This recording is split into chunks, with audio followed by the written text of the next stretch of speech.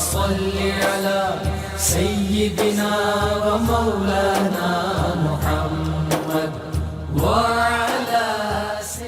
بسم اللہ الرحمن الرحیم۔ السلام علیکم ناظرین و سامعین کرام۔ پروگرام یاد الہی دیکھنے کے لیے، یاد الہی کے سابقہ تمام پروگرامز دیکھنے کے لیے، بالخصوص وظائف دیکھنے، سننے، جاننے اور پڑھنے کے لیے آپ ہمارے یوٹیوب چینل یاد الہی یعنی YAADE_EILAHI یوٹیوب چینل یاد الہی کو سبسکرائب بھی کیجئے، لائک بھی کیجئے، کمنٹس بھی کیجئے، تاکہ یاد الہی کے مختلف پروگرامز اور وظائف سے آپ مکمل رہنمائی حاصل کر سکیں۔ جی ناظرین و سامعین، پروگرام یاد الہی میں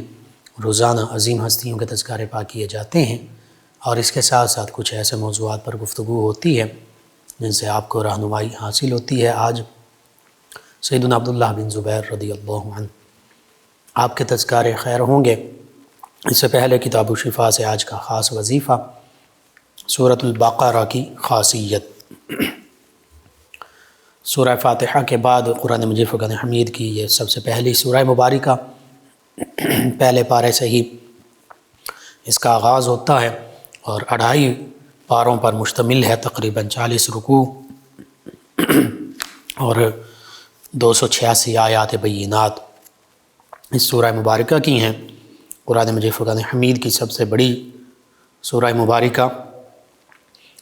اس کی بہت سی برکتیں ہیں۔ روزانہ گھر میں تلاوت کرنے سے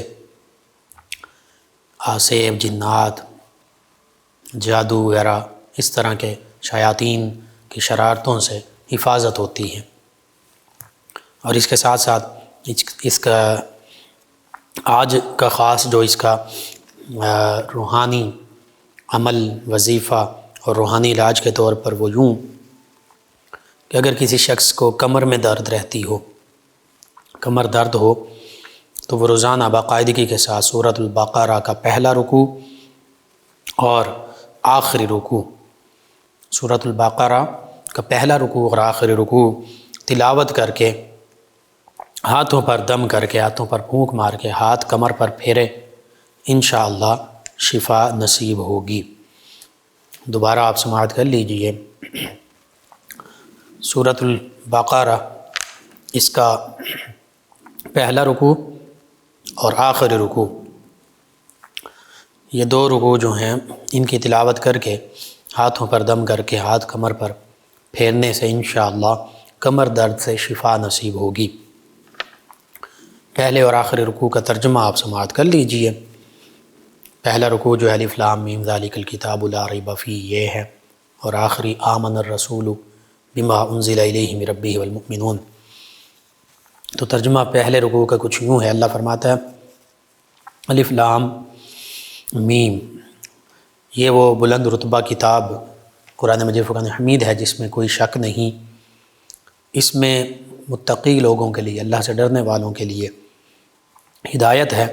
اور متقی وہ ہیں جو غیب پر ایمان لاتے ہیں، بن دیکھے ایمان لاتے ہیں، اللہ پر، فرشتوں پر، قیامت پر، جنت پر، جہنم پر، اور پہلے انبیاء مرسلین علیہم الصلاۃ والتسلیم پر، حتیٰ کہ آج کے مسلمان، صحابہ کرام علیہم رضوان کے بعد کے مسلمان بن دیکھے نبی کریم صلی اللہ علیہ وآلہ وسلم کی نبوت و رسالت پر ایمان لاتے ہیں۔ تو فرمایا کہ متقی وہ ہیں جو بن دیکھے ایمان لائیں، نماز قائم رکھیں، اور ہمارے دیے ہوئے رزق میں سے خرچ کریں، اور وہ ایمان لائیں اس پر جو اے محبوب صلی اللہ علیہ وآلہ وسلم آپ پر نازل ہوا، یعنی قرآن مجید فرقان حمید، اور جو آپ سے پہلے نازل ہوا، یعنی کتب سماویہ، تورات، زبور، انجیل اور صحائف، اور آخرت پر یقین رکھیں۔ یعنی نبی کریم صلی اللہ علیہ وآلہ وسلم پر قرآن پاک نازل ہوا، پہلے انبیاء اور مرسلین علیہ السلام پر کتب اور صحائف نازل ہوئے، بعد میں نہ کوئی نبی ہے تو نہ کوئی اور کتاب ہے۔ ہاں یہ ہے کہ بعد میں آخرت ہے، تو فرمایا آخرت پر یقین رکھیں۔ فرمایا یہی لوگ اپنے رب کی طرف سے ہدایت پر ہیں، اور یہی مراد کو پہنچنے والے ہیں، کامیابی پانے والے ہیں۔ پھر کفار کا ذکر کیا جو نبی کریم صلی اللہ علیہ وآلہ وسلم کی ختم نبوت ختم رسالت پر ایمان نہیں لاتے، جو تمام انبیاء مرسلین علیہم الصلاۃ و تسلیم پر ایمان نہیں لاتے، کتب سماویہ پر ایمان نہیں لاتے، اللہ پر ایمان نہیں لاتے، نبی کریم صلی اللہ علیہ وآلہ وسلم کی سچی نبوت و رسالت کو تسلیم نہیں کرتے، ان کے لیے فرمایا وہ جن کی قسمت میں کفر ہے انہیں برابر ہے چاہے تم انہیں ڈراؤ یا نہ ڈراؤ، وہ ایمان نہیں لانے کے۔ اللہ نے ان کے دلوں پر کانوں پر مہر لگا دی ہے اور ان کی آنکھوں پر پردے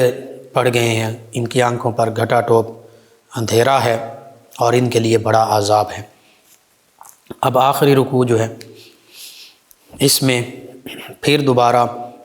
ایمان کا بھی ذکر ہے اور بندہ مومن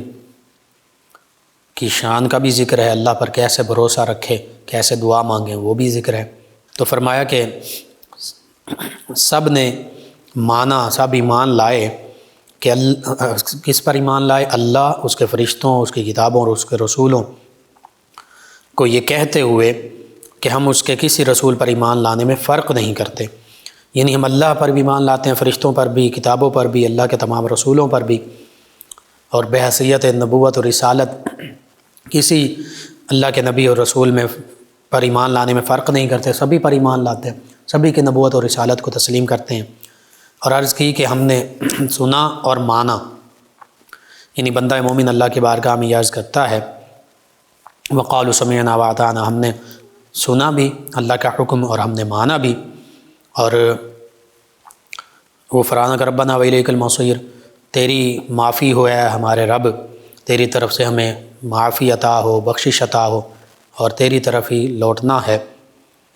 پھر فرمایا اللہ کسی جان پر بوجھ نہیں ڈالتا مگر اس کی طاقت بھر، یعنی کسی کی طاقت سے زیادہ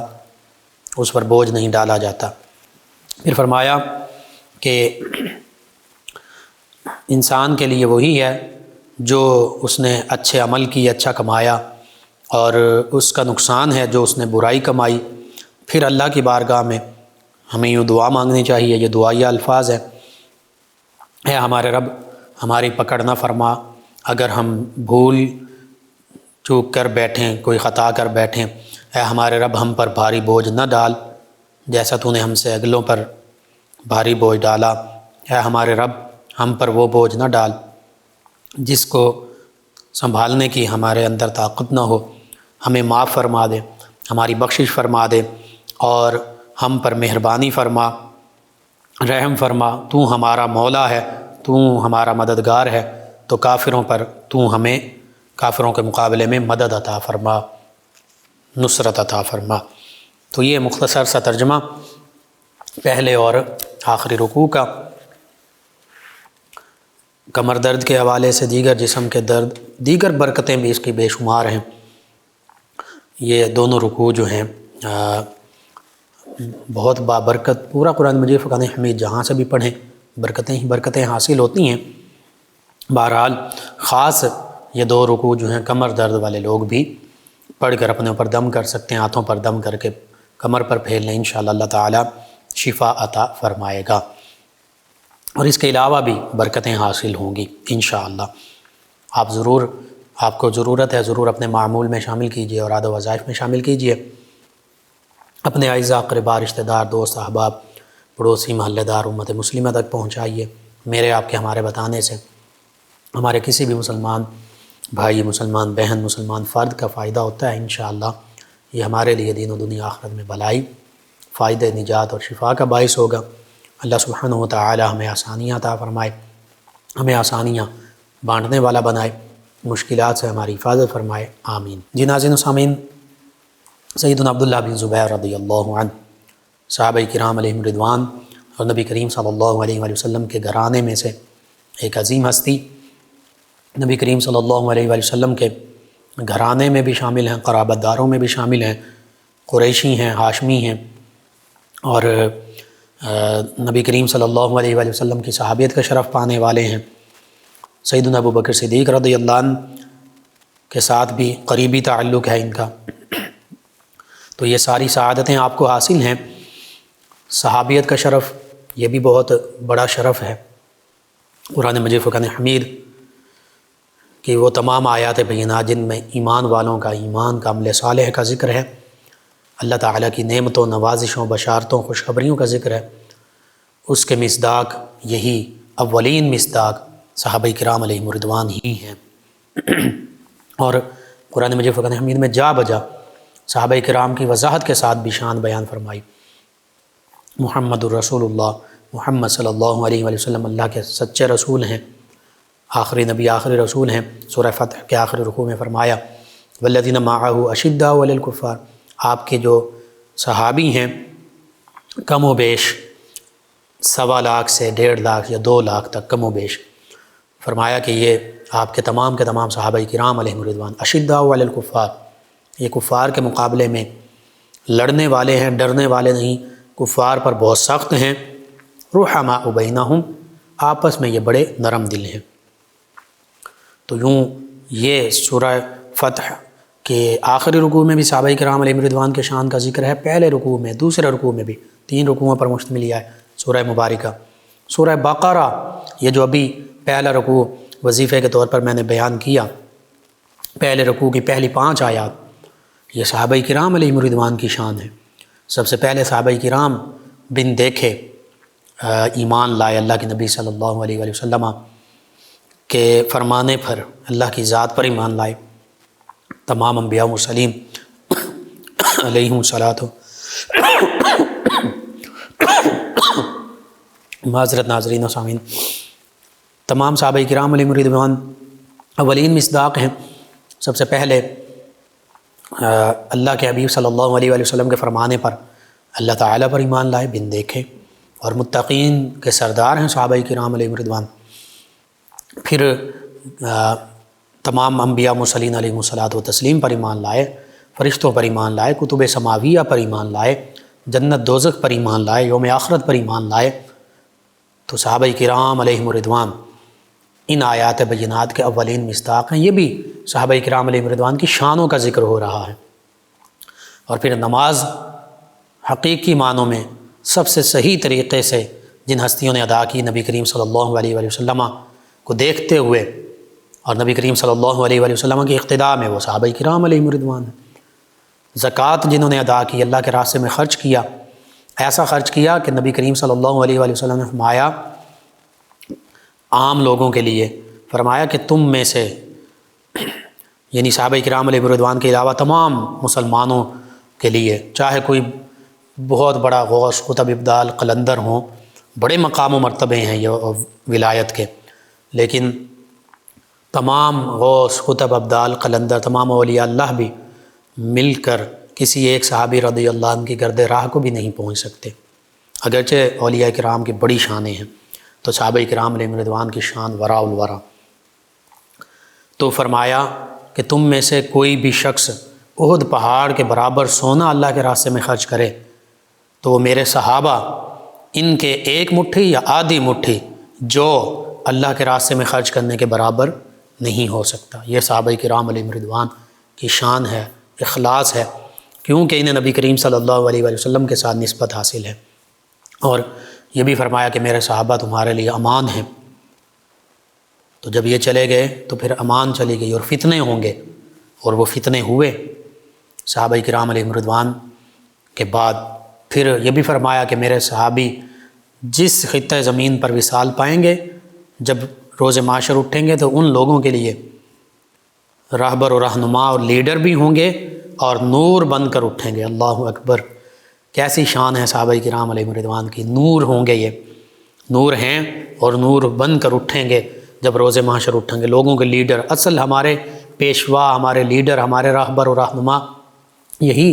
صحابہ کرام علیہ رضوان ہیں، اہل بیت کرام علیہ رضوان ہیں، اور ہمارے سب سے بڑے امام، پیشوا، راہبر و رہنما وہ آقا کریم صلی اللہ علیہ وآلہ وسلم ہیں۔ اور یہ صحابہ کرام علیہ رضوان اسلام کے شہزادے ہیں، حقیقت ہے۔ ان ہستیوں نے غزوات میں اپنی جانوں کے نذرانے پیش کیے، غزوہ بدر، غزوہ احد، غزوہ خندق، غزوہ احزاب، غزوہ خیبر، غزوہ حنین، جنگ موتا، غزوہ تبوک، پھر سرایا، تقریباً 80 سے 90 جنگیں نبی کریم صلی اللہ علیہ وآلہ وسلم کے عہد مبارکہ میں ہوئیں۔ مدنی دور میں 10 سالہ دور میں اگر ایوریج نکالیں تو تقریباً ہر سال میں 9 جنگیں کم از کم ہوتی رہیں۔ تو تمام کے تمام صحابہ کرام مختلف غزوات، سرایا، جنگوں میں موجود رہے۔ اکثر نے صحابہ کرام علیہم رضوان نے شہادتیں پائیں، اکثر زخمی ہوئے، غازی بن کر واپس پلٹے۔ تو یہ اللہ کے حبیب صلی اللہ علیہ وآلہ وسلم کی نسبت سے ان ہستیوں کی عظیم رفعتیں، عظمتیں، شانیں عطا ہوئیں۔ صحابہ کرام علیہم رضوان کی شان وراء الورا ہے۔ انہی عظیم ہستیوں میں سے ایک عظیم ہستی سیدنا عبداللہ بن زبیر رضی اللہ عنہ ہیں۔ بڑی شانیں ہیں آپ کی، بڑی فضیلتیں ہیں، آپ کی شخصیت کے بڑے نمایاں پہلو ہیں، ان میں سے چند ایک کا ذکر ہوگا۔ سب سے پہلی بات، اگر آپ کی نسبتوں کا ذکر کیا جائے تو اس میں گرامی آپ کا عبداللہ ہے۔ اللہ کے حبیب صلی اللہ علیہ وآلہ وسلم کا پسندیدہ نام، آپ کے والد گرامی کا نام عبداللہ، اللہ کا بندہ۔ اور اب والد گرامی زبیر رضی اللہ عنہ جو عشرہ مبشرہ میں بھی شامل ہیں، جو حواری رسول بھی ہیں، جو نبی کریم صلی اللہ علیہ وآلہ وسلم کی پھوپھی جان سیدہ صفیہ رضی اللہ عنہا کے صاحبزادے بھی ہیں، یعنی آقا کریم صلی اللہ علیہ وآلہ وسلم کے پھوپھی زاد بھائی بھی ہیں۔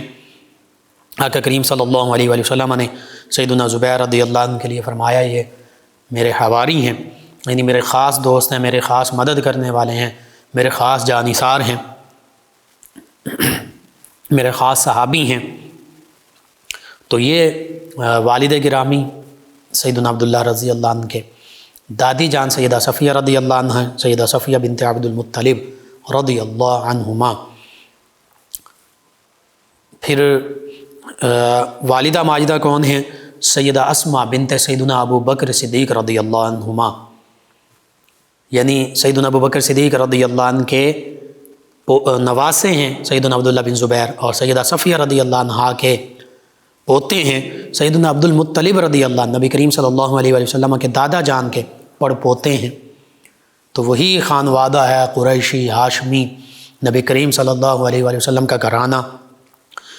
اور مومنوں کی ماں ام المومنین سیدہ عائشہ صدیقہ رضی اللہ عنہا آپ کی خالہ جان ہیں، سگی خالہ ہیں۔ تو یوں نبی کریم صلی اللہ علیہ وآلہ وسلم خالو بھی بنے، اور والد گرامی کے چونکہ چچا زاد بھائی ہیں تو ایک قسم کے نبی کریم صلی اللہ علیہ وآلہ وسلم آپ کے چچا بھی بنے۔ تو کتنے اور سیدنا ابو بکر صدیق رضی اللہ عنہ آپ کے نانا جان بنے، سیدنا عبد المطلب رضی اللہ عنہ آپ کے پردادا جان بنے۔ تو کیسی نسبتیں حاصل ہیں ان ہستی کو، سیدنا عبداللہ بن زبیر رضی اللہ عنہ۔ اور پھر آپ کی والدہ ماجدہ سیدہ اسماء بنت سیدنا ابو بکر رضی اللہ عنہما، سیدنا زبیر رضی اللہ عنہ، یہ ہجرت کر کے مدینہ طیبہ تشریف لائے۔ تو مدینہ طیبہ میں مہاجر صحابہ کرام علیہم رضوان کے تشریف لانے کے بعد، اور یہاں انصار صحابہ کرام علیہم رضوان پہلے سے موجود تھے، تو تھوڑے عرصے کے لیے مدینہ طیبہ میں انصار یا مہاجر صحابہ کرام علیہم رضوان کے ہاں کسی کے بھی ہاں کوئی اولاد نہ ہوئی، تو یہودیوں نے، منافقوں نے خوشیاں منائیں اور یہ کہنا شروع کر دیا کہ معاذ اللہ ثم معاذ اللہ، ہم نے صحابہ کرام علیہم رضوان پر، مومنین پر، ان مسلمانوں پر جادو کر دیا ہے، بندش کر دیا، ان کے ہاں اولاد نہیں ہو رہی، اولاد نہیں ہوگی۔ تو پھر شوال المکرم میں سیدنا عبداللہ رضی اللہ عنہ ان کی ولادت باسعادت ہوئی۔ سیدہ اسماء اور سیدنا زبیر بن عوام رضی اللہ عنہما ان کے کا شانہ مبارکہ میں تو تمام صحابہ کرام علیہم رضوان نے خوشی کا اظہار کیا، نبی کریم صلی اللہ علیہ وآلہ وسلم نے خوشی کا اظہار کیا، والدین تو خوش ہوتے ہی ہیں۔ اور مدینہ طیبہ کی گلیوں میں تکبیر کی صدائیں بلند ہو گئیں۔ صحابہ کرام علیہم رضوان اتنے خوش تھے کہ انصار اور مہاجر صحابہ کرام علیہم رضوان نے اللہ اکبر کی صدائیں بلند کرنا شروع کر دیں، نعرہ تکبیر بلند ہوا، اور یہودی جو ہیں وہ اپنا سا منہ لے کر رہ گئے، یہودی جو ہیں انہیں شرمندگی اٹھانے پڑی، ان کے منہ بند ہو گئے اور انہیں منہ کی کھانا پڑی۔ یہ سیدنا عبداللہ بن زبیر رضی اللہ عنہ کی ولادت باسعادت اللہ تعالیٰ کی طرف سے یوں سمجھیے کہ یہودیوں کے منہ بند کرنے کے لیے ایک جواب بھی تھا، اور صحابہ کرام علیہم رضوان کو، مسلمانوں کو، مومنین کو، ایمان والوں کو، نبی رحمت صلی اللہ علیہ وآلہ وسلم کو، آپ کے گھرانے کو، سبھی ہستیوں کو ان شہزادے کی ولادت باسعادت کی بہت زیادہ خوشی ہوئی۔ نبی کریم صلی اللہ علیہ وآلہ وسلم کی بارگاہ میں آپ کو لایا گیا۔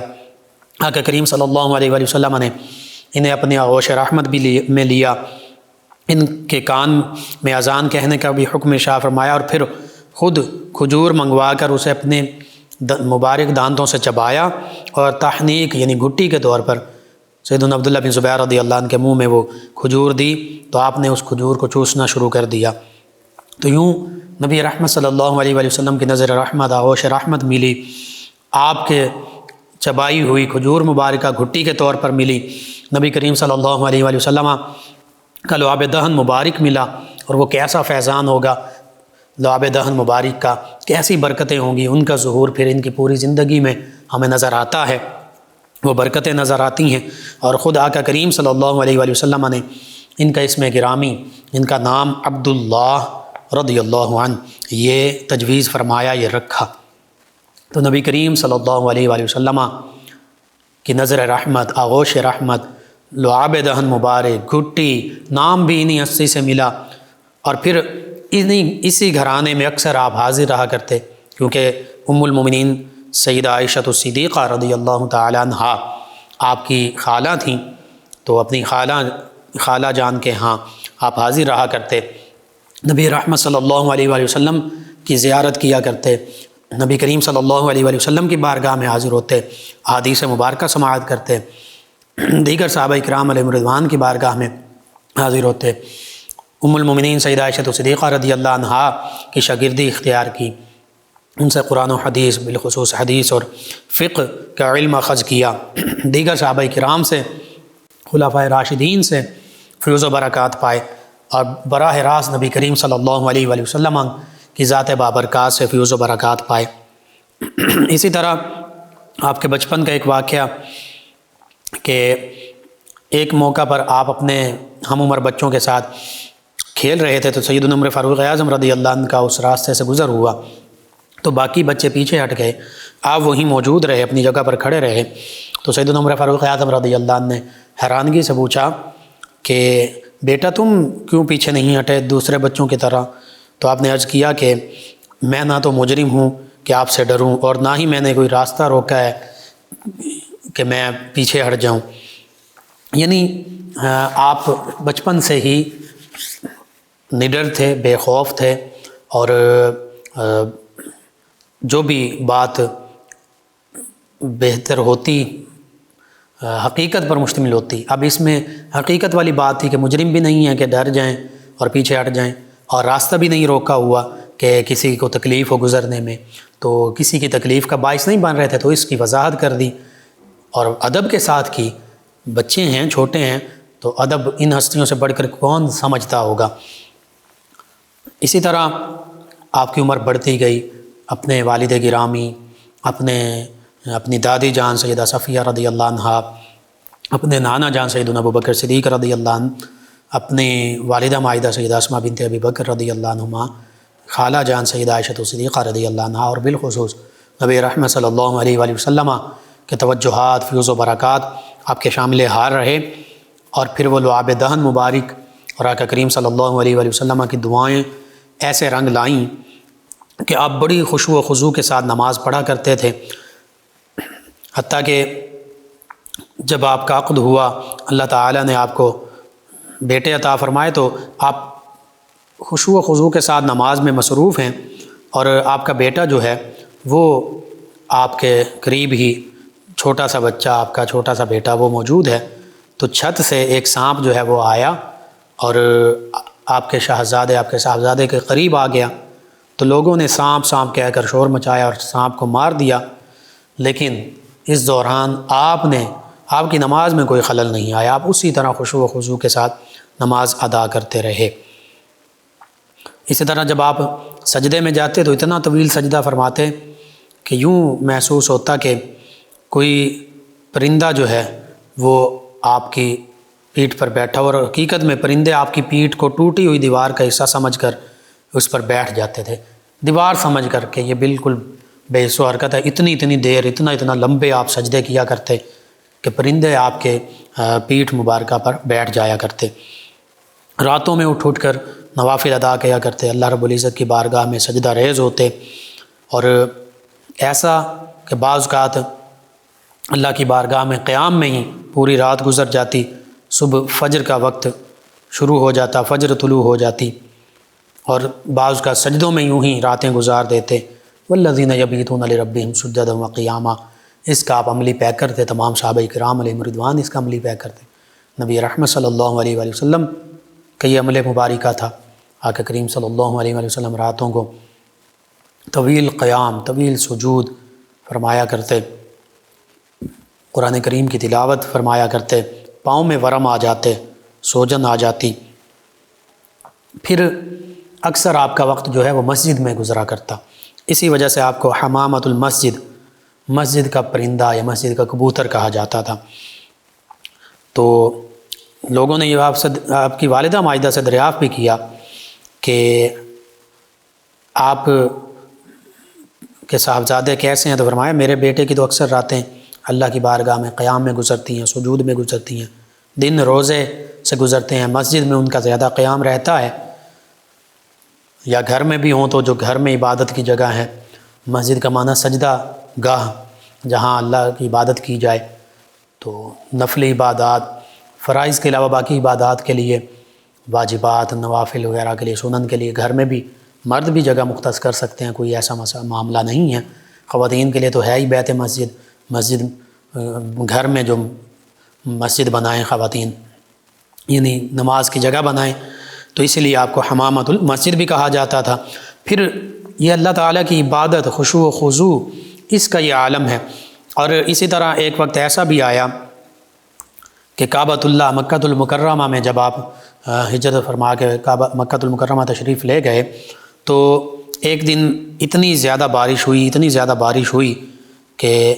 حرم مکہ، کعبۃ اللہ اور اس کے ارد گرد طواف والی جگہ، مطاف اور یہ سارا یہ جو ہے پانی سے بھر گیا۔ اب لوگ عاجز آ گئے، کوئی وہاں طواف بھی نہیں کر سکتا تھا، چلنا پھرنا بھی مشکل تھا، پانی بھر گیا۔ تو آپ رضی اللہ عنہ نے وہاں تیرنا شروع کر دیا، اور تیرتے ہوئے اپنا طواف جو ہے وہ مکمل کیا۔ طواف کے دوران بارش اتنی زیادہ ہوئی تو آپ نے طواف چھوڑا نہیں، بلکہ تیرتے ہوئے ہی آپ نے اپنا طواف جو ہے وہ مکمل کر لیا۔ یہ اللہ رب العزت سے محبت کا انداز تھا، اللہ کی بارگاہ میں عاجزی، ان کی ساری عبادات، خشوع و خضوع کا انداز تھا آپ کا۔ اسی طرح آپ رضی اللہ تعالیٰ عنہ، چونکہ ابتدائی اسلام میں کعبۃ اللہ پر چمڑے کا غلاف ہوتا تھا، اور آپ رضی اللہ عنہ نے تعظیم کعبہ کی خاطر، کعبۃ اللہ کی عظمت، تعظیم کی خاطر آپ نے ایک نیا کام شروع کیا، وہ یہ کہ ریشم کا غلاف جو ہے وہ آپ نے چڑھانا شروع کیا۔ ریشم کا کپڑا ہوتا، اس کا غلاف جو ہے کعبۃ اللہ پر آپ چڑھاتے، کیونکہ آپ جب مکہ المکرمہ تشریف لے گئے تو 63-64 ہجری ان ادوار میں آپ مکہ المکرمہ کے پہلے گورنر بھی بنے، حکمران بھی بنے، پھر شام کے علاوہ تمام علاقوں میں اللہ تعالیٰ نے آپ کو حکومت عطا فرمائی، تو آپ خلیفۃ المسلمین بھی بنے۔ تو اس دوران کعبۃ اللہ کی تعمیر، کعبۃ اللہ کی تزئین و آرائش اور تعظیم کا کام، اس میں آپ بہت زیادہ توجہ اور دلچسپی دکھایا کرتے تھے، خود انتظام کیا کرتے۔ تو یہ کعبۃ اللہ پر جو ریشمی غلاف چڑھایا جاتا ہے، یہ سیدنا عبداللہ بن زبیر رضی اللہ تعالیٰ عنہ نے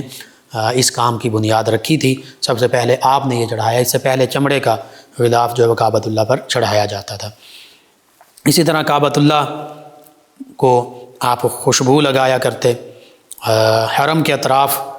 ایسی اتنی خوشبو لگاتے کہ وہ خوشبو چاروں اطراف میں پھیل جاتی، حرم کے اطراف جو ہے وہ معطر معنبر ہو جاتے۔ تو یوں کعبۃ اللہ سے محبت کا آپ کا اظہار ہمیں پتہ چل رہا ہے۔ پھر چاروں خلفائے راشدین رضوان اللہ علیہم اجمعین کے عہد مبارکہ میں ان کے ساتھ رہے، جو مہمات، جنگیں پیش آتی رہیں،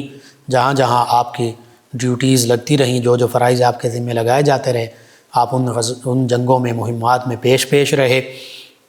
خلفائے راشدین رضوان اللہ علیہ مجمعین سے محبت رکھا کرتے تھے، نبی کریم صلی اللہ علیہ وآلہ وسلم کے قرابت داروں میں شامل ہیں، تو نبی کریم صلی اللہ علیہ وآلہ وسلم کے دیگر قرابت دار اہل بیت کرام ان سے بھی محبت کرتے۔ سیدنا امام حسن و حسین رضی اللہ عنہما تقریباً آپ کے ہم عمر تھے، آپ کے دوست تھے، بچپن سے ہی ساتھ ملا تھا۔ نبی کریم صلی اللہ علیہ وآلہ وسلم کے گھرانے میں اکٹھا ہونا، مسجد نبوی میں اکٹھا ہونا، مدینہ طیبہ میں اکٹھا ہونا، تو بچپن اکٹھے گزرا تھا۔ پھر چونکہ صحابہ کرام علیہم الرضوان تمام کے تمام بڑی عظمت، رفعت اور شان والے ہیں، قرآن مجید، فرقان حمید، آقا کریم صلی اللہ علیہ وآلہ وسلم کی احادیث مبارکہ اور اسلام کی تعلیم، فقہ، ان سے بڑھ کر کون سمجھ سکتا ہے؟ تو آپ کو یہ تمام علوم بھی حاصل تھے، اور آپ فصیح و بلیغ خطیب بھی تھے، یعنی آپ مقرر تھے، اور ایسے فصاحت و بلاغت، فصیحانہ بلیغانہ انداز کے ساتھ آپ خطاب فرمایا کرتے کہ لوگ اش اش کر اٹھا کرتے، اور قریش کے نمایاں جو خطباء ہیں، نمایاں جو خطیب ہیں، ان میں آپ کا شمار ہوا کرتا تھا۔ آپ کی آواز بہت بلند تھی، گرجدار تھی، حتیٰ کہ جب آپ بیان کرتے، خطبہ ارشاد فرماتے، تو آپ کی آواز جب پہاڑوں سے ٹکراتی اور پھر وہ ٹکرا کر لوٹتی تو یوں معلوم ہوتا کہ پہاڑ ایک دوسرے سے گفتگو کر رہے ہیں، یعنی قدرتی طور پر ایسی ایک ایکو پیدا ہوتی۔ یہ بعض کا تو ہوتا ہے بند کمروں میں، یا جہاں پہاڑ قریب قریب ہوں تو، یا وادیاں ہوں، تو وہاں جب اونچی آواز سے جو بولتے ہیں تو آوازیں واپس پلٹ آتی ہیں ٹکرا کر، تو یوں محسوس ہوتا تھا کہ جیسے پہاڑ ایک دوسرے سے باتیں کر رہے ہیں۔ اسی طرح آپ داڑھی مبارکہ میں جب آپ کی عمر ڈھل گئی، مکہ المکرمہ میں آپ رہنے لگے، تو زرد خضاب لگایا کرتے تھے، پیلی مہندی، اور زلفیں آپ کی کانوں سے ڈھلک کر گردن کو چھونے لگ جاتی تھیں، اتنی لمبی آپ زلفیں رکھا کرتے تھے۔ بہرحال ساری زندگی آپ کی نبی کریم صلی اللہ علیہ وآلہ وسلم، صحابہ کرام، نبی کریم صلی اللہ علیہ وآلہ وسلم کے خانوادے، انہی ہستیوں کی معیت میں گزری، اور آپ خود بھی اسی گھرانے سے تعلق رکھتے ہیں، اور حق اور سچ بات سنی اور لوگوں تک پہنچائی، اسلام کا پیغام پہنچایا۔ 61 ہجری میں جب یزید بدبخت تخت نشین ہوا، تو جہاں اس نے دیگر لوگوں کو بیعت کے لیے کہا، بالخصوص سیدنا عبداللہ بن عمر رضی اللہ عنہما، سیدنا عبداللہ بن زبیر رضی اللہ عنہما، سیدنا امام حسین رضی اللہ عنہ، ان ہستیوں کے بارے میں خاص طور پہ اس نے کہا کہ ان سے لازمی بیعت لی جائے۔ سیدنا عبداللہ بن عمر رضی اللہ عنہما گوشہ نشین ہو چکے تھے، تنہائی اختیار کر چکے تھے، اور اس طرح کے معاملات میں بالکل ہی نہیں پڑتے تھے۔ ان سے پھر اعراض کیا گیا، سیدنا عبداللہ بن زبیر رضی اللہ عنہ کو بیعت کا کہا گیا، اور بعض روایات میں کہ آپ کو یزید کا خط پہنچایا گیا جس میں بیعت کا ذکر تھا، تو آپ نے اس خط کو پھینک دیا اور فرمایا کہ میں ناحق مطالبے کو پورا کرنے کے لیے معمولی سی نرمی بھی اختیار نہیں کروں گا۔ یعنی یہ یزید فاسق ہے، فاجر ہے، یہ شرابی ہے، زانی ہے، اسلام کی حدود کو پامال کرنے والا ہے، حرمات کو پامال کرنے والا ہے، تو میں اس کی بیعت نہیں کروں گا، اور یہ اس کا مطالبہ ناحق ہے، میں اس مطالبے کو پورا کرنے کے لیے کسی قسم کی تھوڑی سی بھی نرمی نہیں اختیار کروں گا۔ اور پھر یہی ہوا، آپ نے مدینہ طیبہ سے مکہ المکرمہ کی جانب ہجرت کی، مدینہ طیبہ کو خیر آباد کہا۔ دوسری ہستی سیدنا امام حسین رضی اللہ عنہ، تیسری ہستی کہہ لیجئے سیدنا عبداللہ بن عمر، سیدنا عبداللہ بن زبیر، ان کے بعد رضی اللہ عنہما، تو آپ نے بھی بیعت نہیں کی، اور آپ نے بھی مدینہ طیبہ سے ہجرت فرمائی مکہ المکرمہ، اور پھر وہاں سے کوفہ اور کربلا کی جانب، اور پھر شہادت سیدنا امام حسین رضی اللہ عنہ، آپ کے رفقاء جن میں صحابہ کرام اور تابعین اعظام علیہم رضوان بھی شامل، آپ کے شہزادے، بھتیجے، بھانجے، دیگر آپ کے بھائی بھی شامل، ان کی شہادتوں کا سانحہ پیش آیا۔ اور سیدنا عبداللہ بن زبیر رضی اللہ عنہما، آپ اس دوران مکہ المکرمہ میں جب سیدنا امام حسین رضی اللہ عنہ کے ساتھ موجود تھے، تو سیدنا امام حسین رضی اللہ عنہ کی بارگاہ میں یہ کہتے رہے، انہیں یہ مشورہ دیتے رہے کہ آپ کوفہ کی جانب تشریف نہ لے جائیے، یہ کوفی وہی ہیں جنہوں نے آپ کے والد گرامی کے ساتھ بھی بے وفائی کی، آپ کے برادر اکبر سیدنا امام حسن رضی اللہ عنہ کے ساتھ بھی بے وفائی کی، تو اس لیے یہ آپ کے ساتھ بھی بے وفائی کریں گے۔ لیکن سیدنا امام حسین رضی اللہ عنہ تو اللہ کی رضا کی خاطر اور اللہ کی جو مشیت تھی جس کا ذکر حدیث مبارکہ میں موجود ہے، جانتے تھے کہ میری شہادت ہونی ہے، اور نبی کریم صلی اللہ علیہ وآلہ وسلم نے خواب میں جو حکم ارشاد فرمایا تھا اس حکم کی تعمیل کی خاطر اعلاء کلمت الحق کے لیے کوفہ اور کربلا کی جانب تشریف لے جا رہے تھے، تو آپ نے یہی فرمایا کہ مجھے جو میرے نانا جان صلی اللہ علیہ وآلہ وسلم کا حکم ہے میں اسی کے مطابق لاہ عمل اختیار کروں گا۔ بہرحال سیدنا عبداللہ بن زبیر رضی اللہ عنہ مکۃ المکرمہ میں رہے، مکۃ المکرمہ کے حکمران بنے، اور پھر 64 ہجری میں آپ رضی اللہ تعالی عنہ نے خلافت کا اعلان کیا، مسلمانوں کے خلیفہ بنے، حکمران بنے، اور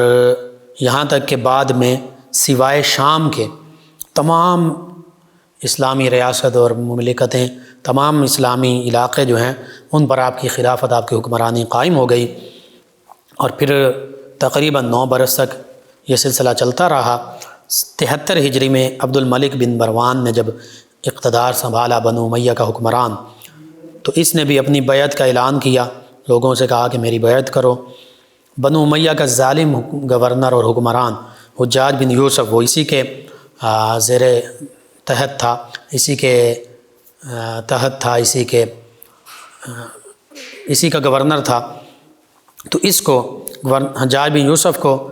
عبد الملک بن مروان نے ایک لشکر کا سپہ سالار بنا کر مکۃ المکرمہ کی جانب روانہ کیا۔ اب حجاج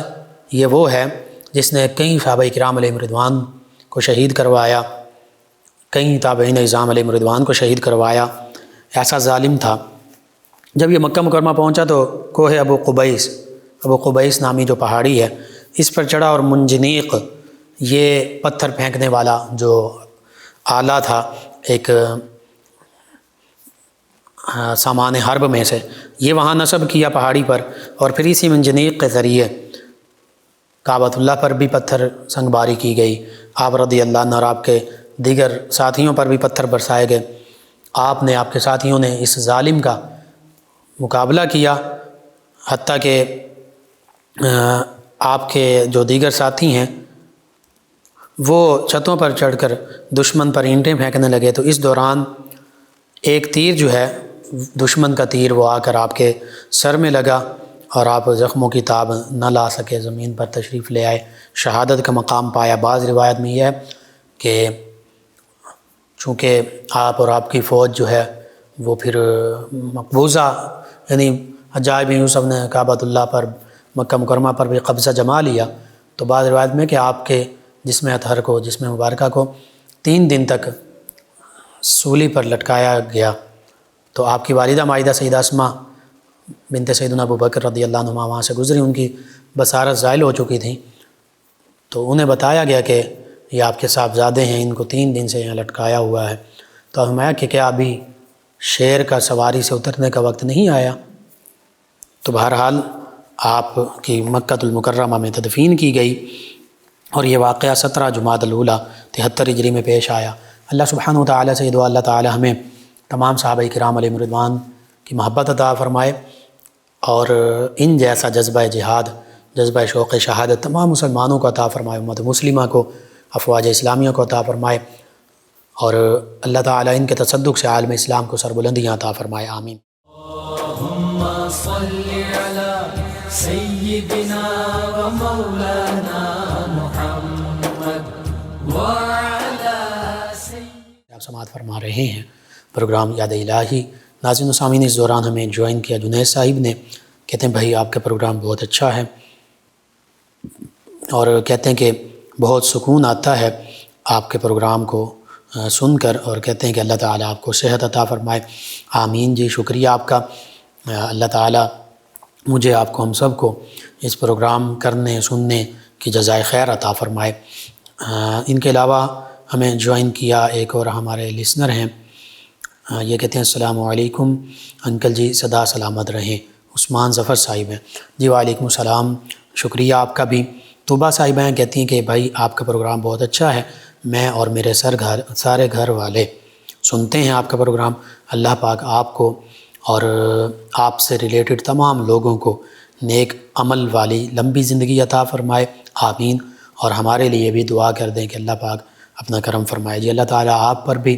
تمام امت مسلمہ پر بھی، مجھ پر بھی اپنا خاص فضل و کرم، رحمت اور احسان فرمائے۔ ناظرین سامعین، ان کے علاوہ میں جوائن کیا افتخار ڈوگر صاحب ہیں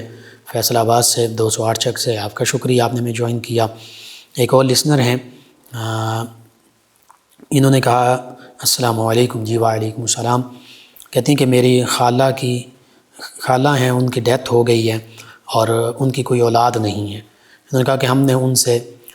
پیسے ادھار لیے ہوئے تھے لیکن ان کی ڈیتھ ہو گئی ہے، ان کو پیسے کیسے واپس کیے جائیں؟ جی آپ نے ادھار لیے تھے ان سے پیسے، تو ان کے جو دیگر قریبی رشتہ دار ہیں ان کو دیے جا سکتے ہیں، یا پھر یہ کیا جا سکتا ہے کہ ان کی طرف سے آپ صدقہ اور خیرات کر دیجئے اور اس کا ثواب ان کو مل جائے گا۔ آپ یہ کہیے کہ میری یہ خالہ کی طرف سے اللہ کے راستے میں یہ خرچ کرتی ہوں، اس نیت سے خرچ کر دیجئے، کسی مستحق کو دے دیجئے، چاہے وہ قریبی رشتہ دار ہیں یا قریبی پڑوسی ہیں یا کوئی اور امت مسلمہ میں سے، تو انشاءاللہ انہیں اس کا ثواب پہنچ جائے گا۔ ان کے علاوہ ایک اور لسنر ہیں، یہ کہتے ہیں کہ کیا آپ حافظ ہیں یا عالم؟ اور کل کے پروگرام کے حوالے سے غالباً انہوں نے کہا کہ یہ آپ نے سیدنا حسن رضی اللہ عنہ کی بات کر رہے ہیں۔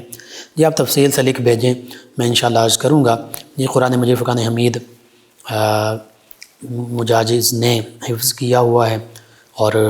عالم یوں میں تو نہیں کہتا اپنے آپ کو، علماء کی قدموں میں بیٹھنے والا ہوں، انہی سے سیکھتا ہوں، جو ٹوٹے پھوٹے الفاظ، جو علم ان سے مجھے ملا، انہوں نے تو کافی علم عطا کیا، بس جو ناقص علم میرے پاس ہے، جو میں سیکھ پایا اپنے فہم کے مطابق، وہ آپ تک پہنچا دیتا ہوں۔ آپ تفصیلی سوال لکھیے، میں انشاءاللہ عرض کروں گا۔ اختر صاحب ہیں فیصل آباد سے، کہتے ہیں کہ نظر کا وظیفہ بتا دیں۔ جی یا نورو یا نورو یا نورو، اس کو کثرت سے پڑھیں، اور سورۃ العصر کل ذکر کیا تھا، سرما کی سلائی پر 7 مرتبہ پڑھ کر سرما جو ہے آنکھوں میں لگائیں، انشاءاللہ نظر کی، آنکھوں کی تمام بیماریاں ختم ہو جائیں گی۔ آپ تمام ویورز کا، لسنرز کا شکریہ، آپ ہمیں جوائن کرتے ہیں، پروگرام یاد الہی میں شامل ہوتے ہیں، اور اپنے فیڈ بیک سے میں آگاہ کرتے ہیں۔ ناظرین و سامعین، پروگرام یاد الہی کا وقت ختم ہو جاتا ہے، انشاءاللہ کل صبح دوبارہ آپ سے ملاقات ہوگی پروگرام یاد الہی میں۔ اپنے میزبان محمد لقمان رضا اور ہماری ٹیم کو اجازت دیجیے، اللہ نگہبان۔ اللہم صل علی سیدنا و مولانا